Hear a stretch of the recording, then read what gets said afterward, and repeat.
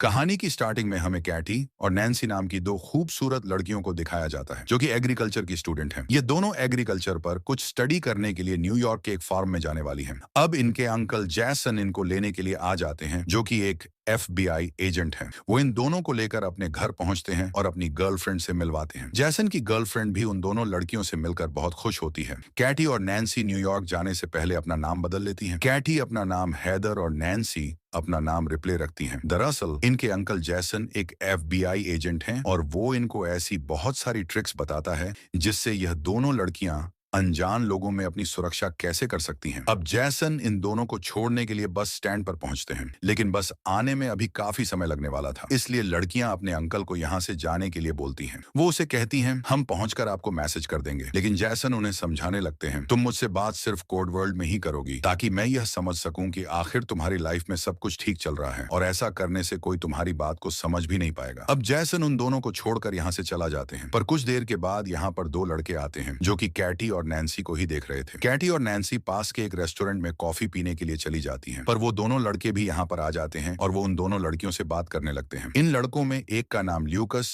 और दूसरे का जेट होता है, जबकि ये दोनों लड़कियां उनको अपना फेक नाम बताती हैं। कैटी अपना नाम हैदर और नैन्सी अपना नाम रिप्ले बताती हैं। कैटी उनको बताती है, हम न्यूयॉर्क के फार्म में एग्रीकल्चर पे कुछ स्टडी करने के लिए जा रहे हैं। तब ल्यूकस उनसे कहता है, हम भी वहीं पर जा रहे हैं, अगर तुम चाहो तो हमारे साथ चल सकती हो। पर कैटी उनसे मना कर देती है, जिस पर वह दोनों लड़के यहाँ से चले जाते हैं। लेकिन नैन्सी कैटी को मनाने लगती है कि हमें उनके साथ चलना चाहिए क्योंकि वह दोनों भी वहीं पर जा रहे हैं जहाँ पर हमें जाना है। अब कैटी को नैन्सी की बात समझ आ जाती है, इसीलिए ये लड़कियां उन लड़कों के साथ चली जाती हैं। पर ये लड़के उनको फार्म में ना ले जाकर अपने घर ले जाते हैं, जिससे इन दोनों को लगने लगता है कि शायद वो उन दोनों के साथ कुछ गलत करने वाले हैं। लेकिन तभी उन लड़कों की मां बाहर आती है और वो उन लड़कियों से अंदर चलकर चाय पीने के लिए कहती हैं। वो उन लड़कियों से कहती हैं कि चाय पीने के बाद मेरे बेटे तुम्हें उस जगह पर छोड़ देंगे जहां पर तुम जाना चाहती हो। कैटी और नैन्सी को लगता है कि जैसा वह उन दोनों लड़कों के बारे में सोच रही थी वैसा कुछ भी नहीं है, इसलिए अब यह दोनों अंदर जाकर चाय पीने लगती हैं। साथ ही अपने अंकल को एक कोड वाला मैसेज भी सेंड कर देती है जिसमें एप्पल लिखा होता है। इसका मतलब यह था कि वह दोनों सुरक्षित फार्म में पहुंच चुकी हैं। अब वह औरत इनको खाना खाने के लिए देती है, पर खाना खाने के बाद इन्हें नशा होने लगता है। ये दोनों ही यह समझ चुकी थी कि यहाँ पर गड़बड़ है,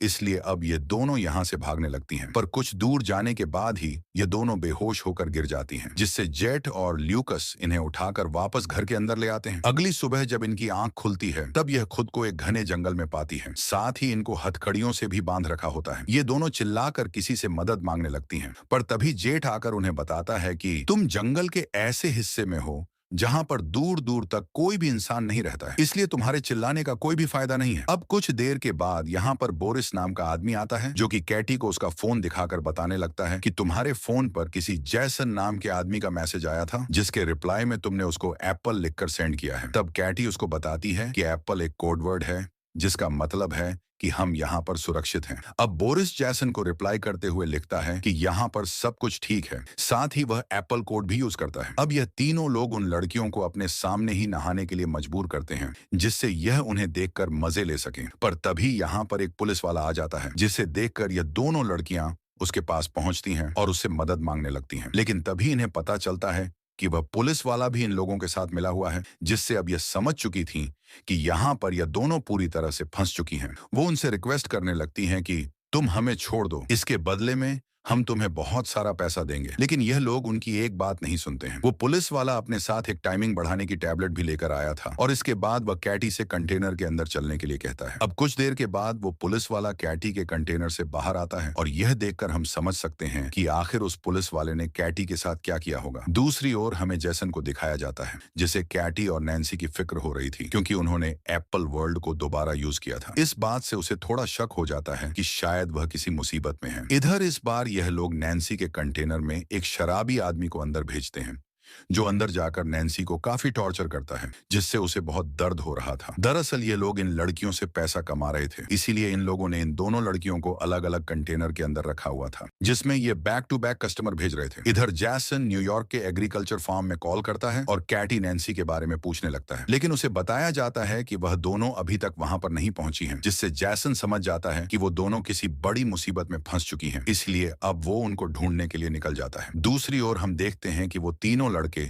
उन दोनों लड़कियों के साथ बहुत गलत कर रहे होते हैं, क्योंकि अगले कस्टमर के आने से पहले वो उन लड़कियों के चेहरे को एक कपड़े से ढक देते हैं। लेकिन अगला कस्टमर जो यहाँ पर आता है उसने भी अपने चेहरे पर एक मास्क लगा रखा था। वो कस्टमर ये डिसाइड नहीं कर पा रहा था कि आखिर इन दोनों लड़कियों में से उसे किसे सेलेक्ट करना चाहिए, इसलिए वो उनके चेहरे से कपड़े को हटाने के लिए कहता है। अब कपड़ा हटाने के बाद वो नैन्सी को सिलेक्ट करता है और उसे लेकर कंटेनर के अंदर चला जाता है। पर उस कस्टमर के जाने के बाद कैटी जब नैन्सी से मिलने के लिए जाती है तब उसकी हालत काफी खराब थी, क्योंकि उस कस्टमर ने नैन्सी के साथ बहुत ही गलत किया होता है। दूसरी ओर हमें जैसन को दिखाया जाता है, जो कि कैटी और नैन्सी के किडनैप होने की रिपोर्ट लिखाने के लिए पुलिस स्टेशन में जाता है और उसे यहाँ पर वही पुलिस वाला मिलता है जो उन लोगों के साथ मिला हुआ है। लेकिन वो पुलिस वाला जैसन से कहता है कि आखिर तुम्हें कैसे पता कि वो लड़कियां किडनैप हो चुकी हैं। तब जैसन उससे कहता है कि मैं एक FBI एजेंट हूं और मैंने उन्हें ऐसे बहुत सारे कोड सिखा रखे हैं जिससे मुझे पता चल चुका है कि वो किसी बड़ी मुसीबत में फंस चुकी हैं। अब क्योंकि वो पुलिस वाला उन लड़कों से मिला होता है, इसीलिए वो उनको सारी बात बता देता है कि इन लड़कियों के अंकल एक FBI एजेंट हैं, इसीलिए इन लड़कियों को जल्दी ठिकाने लगाना होगा। बोरिस जेट को कैटी के कंटेनर से दूर ले जाकर कहने लगता है कि इन लड़कियों के अंकल FBI एजेंट हैं जो कि इनको ढूंढ रहे हैं और वह जल्दी इनको ढूंढते हुए यहाँ पर पहुंच सकते हैं, इसीलिए हमें इन लड़कियों को ठिकाने लगाना होगा और इसके बाद हमें शहर जाकर दूसरी लड़कियों का इंतजाम करना है। कैटी भी उनकी बातें सुन रही थी, जिससे उसे पता चल जाता है कि उसके अंकल उन्हें ढूंढ रहे हैं। अब बोरिस कैटी के कंटेनर में आता है और उसके साथ जबरदस्ती करने लगता है। दूसरी ओर जैसन उसी रेस्टोरेंट में पहुंचता है जहां पर कैटी और जेसी की मुलाकात पहली बार उन लड़कों से हुई थी। वो जेसी और कैटी की फोटो दिखाकर रेस्टोरेंट के एक आदमी से उनके बारे में पूछने लगता है। तब वो उसको बताता है कि यह लड़कियां यहां से 2 लड़कों के साथ गई थी। साथ ही वो उन लड़कों की गाड़ी का नंबर भी उसको बता देता है। इधर कैटी नैन्सी को बताती है कि यह लोग हमें जल्दी अब मारने वाले हैं। अब तभी वह लड़के अपने साथ उसी शराबी आदमी को लेकर आ जाते हैं जिसने नैन्सी के साथ जबरदस्ती की थी। वो उस आदमी से इन लड़कियों के ऊपर नजर रखने के लिए कहते हैं, क्योंकि उन्हें किसी काम से बाहर जाना था। उनके जाने के बाद वह शराबी आदमी उन लड़कियों के ऊपर नजर रखने लगता है।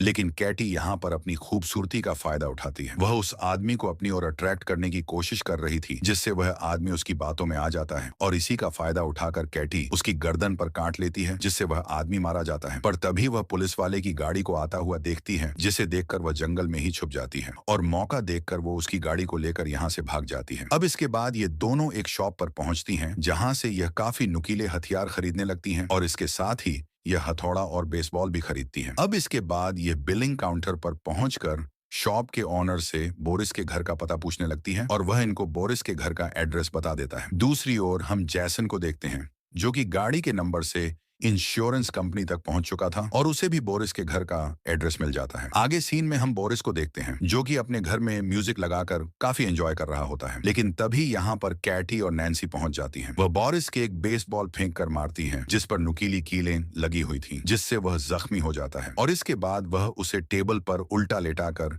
बुरी तरह से टॉर्चर करने लगती है। बोरिस अपने आप को छोड़ने की काफी रिक्वेस्ट करता है। इसके बदले में वो उन्हें बहुत सारा पैसा देने के लिए भी कहता है, लेकिन यह दोनों यहाँ पर पैसे के लिए नहीं बल्कि इन लोगों से अपना बदला लेने आई थी। इधर जैसन भी बोरिस के घर के बाहर पहुंच चुका था। कैटी और नैन्सी बोरिस से उस आदमी के बारे में पूछने लगती हैं, जिसने अपने चेहरे पर मास्क लगा रखा था। अब बोरिस उनको उस आदमी का एड्रेस बता देता है, लेकिन जाने से पहले वह बोरिस के पीछे बेसबॉल घुसा देती है ताकि वह भी उस दर्द को महसूस कर सके जैसा उन्होंने महसूस किया था। बोरिस की आवाज सुनकर जैसन अंदर आता है, लेकिन वह देखता है कि बोरिस मर चुका है। तभी बाहर से उसे एक गाड़ी की आवाज आती है, लेकिन जब तक वह बाहर पहुंचता है कैटी और नैन्सी यहाँ से निकल चुकी थी। अब जैसन उस पुलिस वाले के पास जाकर उससे कैटी और नैन्सी के बारे में पूछने लगता है, लेकिन वो उसको बताता है कि उन दोनों का अभी तक कुछ पता नहीं चल पाया है। पर जैसन जैसे ही कैटी को कॉल लगाता है और उसे पता चलता है कि कैटी का फोन उसी पुलिस वाले की जेब के अंदर है। अब इससे पहले जैसन कुछ कर पाता, वो पुलिस वाला उसके ऊपर गन पॉइंट कर लेता है। दूसरी ओर हमें कैटी और नैन्सी को दिखाया जाता है, जो कि उस मास्क वाले आदमी को ढूंढती हुई